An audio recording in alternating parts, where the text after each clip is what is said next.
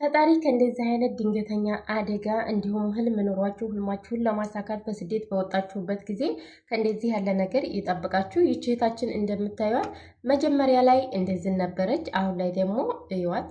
በጣም ነው የምታሳዝነው። የእውነት እኔ እንጃ በጣም ከምላችሁ በላይ ማለት ነው። እና ታሪኳ ደግሞ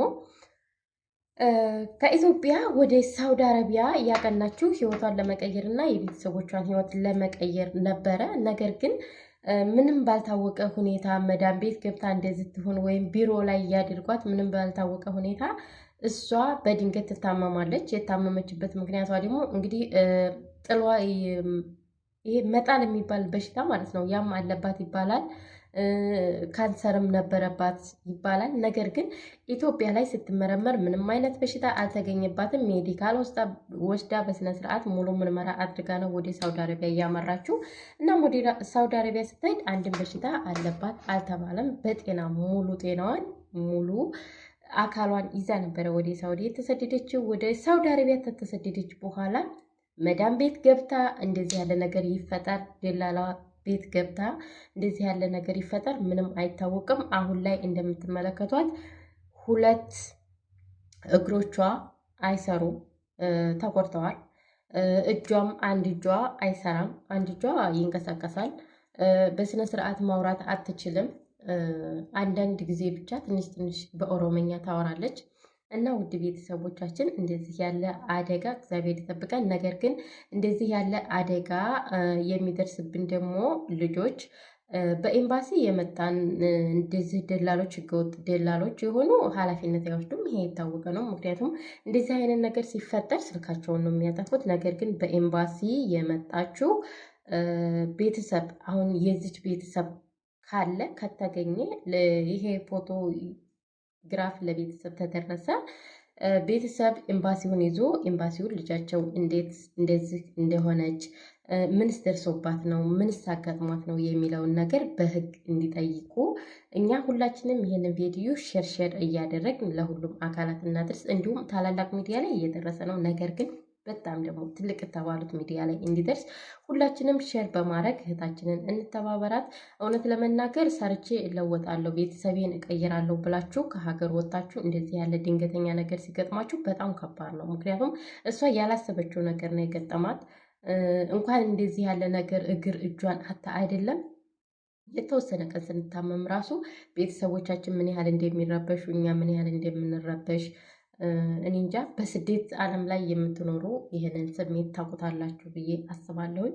ነገር ግን ውድ ቤተሰቦቼ እንደዚህ ከመሆናችን በፊት መጀመሪያ ላይ ራሳችንን እንጠንቀቅ፣ ራሳችንን እንጠብቅ። አንደኛ በህገ ወጥ ደላላ አንምጣ። ሁለተኛ ደግሞ ህግ በሚያውቀው በኤምባሲ መተን እዚህ ጋር ከመጣን በኋላ ወዲያው እንደመጣን ስራ እንገባለን ወይ ስራ ከገባን በኋላ ስንት ቤት መቀየር እንችላለን? ደሞዝ ስንት ነው? ሰዎች ውስጥ እንዴት ናቸው? ከአሁን ቀደም ሰራተኛ እናንተ ሰጥታችኋቸዋል ብላችሁ ቢሮዎቹን በስነ ስርዓት ጠይቃችሁ። ስልክ ደግሞ ግዴታ አሁን ላይ ማለት ነው፣ አሁን ላይ ግዴታ ስልክ ያስፈልጋል። ስልክ በቃ ስልክ ካልተሰጣችሁ ከቢሮ ወደ ስራ ቦታ ስትሄዱ ስልክ ካልተሰጣችሁ በጭራሽ ስራ አትሄዱ። ምክንያቱም አሁን ላይ ምን ያደርጋሉ መሰላችሁ? ስልክ የሌላቸውን በጣም እያሰቃዩ ነው፣ ደሞዝ እየቀሙ ነው። ምክንያቱም ስልክ ካሌላችሁ ምንም ማድረግ አትችሉም። ግን ስልክ ባይኖራችሁ ራሱ ማለት ነው በር ቢዘጋባችሁ ራሱ ቆሻሻ ልትጥሉ ስትወጡ በአካባቢያችሁ ያለ ሰራተኛ ፈልጋችሁ እንደምንም በቃ ወይ በመስኮት አይታችሁ በመስኮት ያቺ ልጅ ቆሻሻ ስትጥል አይታችሁ ምናምን እንደምንም ያቺ ልጅ እርጅኝ እኔ ችግር ላይ ነኝ ብላችሁ መናገር አለባችሁ። ዝም ብላችሁ ከዛሬ ነገ ይሻላል፣ ከዛሬ ነገ ደሞዜን ትሰጠኛለች፣ አዲስ ስለሆንኩ ነው ስራ የሚበዛብኝ እያላችሁ እራሳችሁን እያታለላችሁ ሌላ ነገር ውስጥ አትግቡ። አሁን ይህች እህታችን የተፈጠረባት ነገር አልታወቀም። እንግዲህ ይሄ ሊታወቅ የሚችለው ያመጣትን ደላላ በመያዝ ነው። ምክንያቱም ሁላችንም ኢትዮጵያውያን ሸር እያደረግን ይሄንን ቪዲዮ ለታላላቅ ሚዲያዎች አድርሰን ለቤተሰቦቿ አድርሰን የምትረዳው ተረድቶ ልጅቱ እንደዚሁ እንዳለችበት ብትሆንም ነገር ግን በህይወት እንድትቆይ ወደ ቤተሰቦቿ እንድትሄድ እንዲሁም ደግሞ እንደዚህ ያደረጋት አካል በህግ እንዲጠየቅ ሁላችንም ትብብር ማድረግ አለብን እላቸዋለሁ ውድ ቤተሰቦች። በስደት ላይ በእርግጥ ብዙ ፈተናዎች አሉ። መደፈር አለ፣ ስራ ያለመገጣጠም አለ። እንዲሁም ከአሰሪዎቻችሁ ጋር እየተጣላችሁ ብዙ ገባ ሰጣ ውስጥ ነው የሚባለው፣ እንደዛ ነገር እየገባችሁ ብዙ ህይወታችሁን አደጋ ላይ የምትጥሉ እህት ወንድሞች አላችሁ። በእርግጥ በወንዶች ላይ ያን ያህል እንደዚህ ያለ ነገር አይፈጠርም። በወንዶች ላይ ያው በባህር ሲሄዱ ያለው ነገር እና በስራ ለስማሙ ቢሉ ራሱ ወንዶች የሚገርማችሁ ነገር ከዛ ከቤት ለመውጣት እድል አላቸው። ምክንያቱም ብዙ ጊዜ ወንዶች በነገራችን ላይ ነፃነት አላቸው ብዬ ነው የማምነው። ስራ ቢከብዳቸውም ነፃነት ይኖራቸዋል። ነገር ግን ሴቶች አንደኛ ነፃነት የላቸውም፣ ሁለተኛ ስልክ የማይሰጡ አሉ፣ ደሞዝ በስነ ስርዓት የማይሰጡ አሉ። እና ስለዚህ እባካችሁ በህጋዊ መንገድ መታችሁ ህይወታችሁን መቀየር ትችላላችሁ። ግዴታ በህገ ወጥ መምጣት የለባችሁም። ህጋዊ 200 ሺህ ብር የሚከፈል ከሆነ ህገ ወጥ 150 ሺህ ብር ነው። ስለዚህ ለ50 ሺህ ብር ልዩነት ብላችሁ ህይወታችሁን አደጋ ላይ አትጣሉ። እንግዲህ ይህች እህታችን አሁን ላይ ማንም ኃላፊነት እየወሰደ አይደለም፣ ማንም እያሳከማት አይደለም፣ ማንም ወደ ሀገር እንድትገባ እያደረገ አይደለም። በማንኛውም ሶሻል ሚዲያ ዝም ብሎ ፎቶ እየተለቀቀ ነው እና እንደዚህ እንዳንሆን መጀመሪያ እራሳችንን መጠበቅ መጠንቀቅ አለብን እላችኋለሁ ውድ ቤተሰቦቼ። እንዲሁም ደግሞ ታላላቅ ሚዲያ የምትጠቀሙ ሰዎች ባካችሁ እርዷት። ነግበኔ ነው፣ የእውነቴ ነው የምላችሁ፣ ነግበኔ ነው።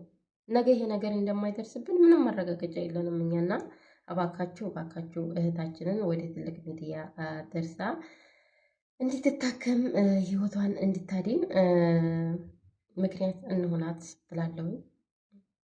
እና እንደዚህ ያለ ነገር በጣም ከባድ ነው።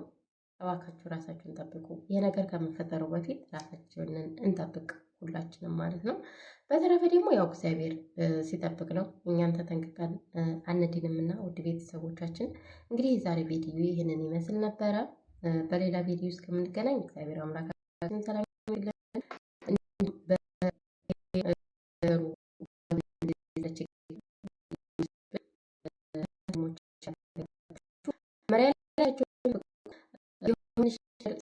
ባችሁ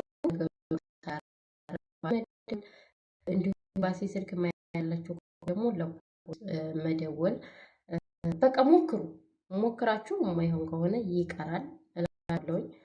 ካለመሞከር መሞከር ይሻላል። ሞክራችሁ የሆነ ነገር ሊገኝ ስለሚችል ማለት ነው። ግን ነገር ምንም ራችሁን አሳልፋችሁ ለአረቦች አትስጡ። በሌላ ቪዲዮ እስከምንገናኝ ባይ ባይ።